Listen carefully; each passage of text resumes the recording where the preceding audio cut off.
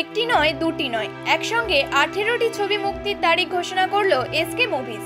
এই ঐতিহাসিক মুহূর্তের সাক্ষী হতে হাজির থাকলো টলিউড এবং ঢালিউড। খানিক বিরতির পর যেন নতুন পথ চলা শুরু করলো এই প্রযোজনা সংস্থা। 18 অন স্ক্রিন 2026 সাল অবধি 18টি ছবি মুক্তির তারিখ একসঙ্গে ঘোষণা করে নজির গড়ল এসকে মুভিজ।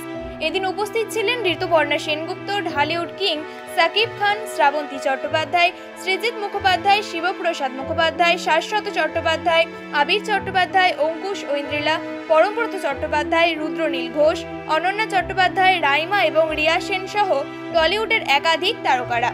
এ যেন পুরো চাঁদের হাট। যে 18টি ছবি মুক্তি পেতে চলেছে সেগুলি হলো আমি আমার মতো, অপরিচিত, আপনজন, রবীন্দ্র কাব্যরহস্য, সান্তা, এখানে অন্ধকার, অন্নপূর্ণা, বাবুসোনা, স্বর্লক্ষ হোমস, তবুও ভালোবাসি, গৃহস্থ, যদি এমন হতো, চন্দ্রবিন্দু, আবার হাওয়া বদল, ভালোবাসি তোকে ভালোবেসে, ডিআরডি, উড়ানচু এবং সাকিব খান অভিনীত দরদ।